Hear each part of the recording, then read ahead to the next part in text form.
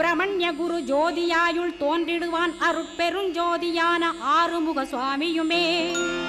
அந்தர்முகமிருந்து ஆட்கொள்வான் சத்தியமாய் சித்தியையும் முக்தியையும் ஸ்கந்த குரு தந்திடுவான் நின்னையே நான் வேண்டி நித்தமும் ஏத்துகிறேன் மெய்யறிவாக கந்தா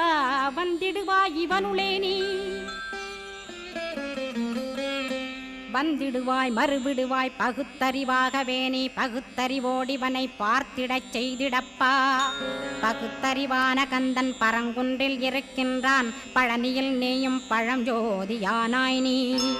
பிரமனுக்கருளியவா பிரணவப் பொருளோனே பிறவா வரமருளி பிரம்மமயமாக்கிடுவாய்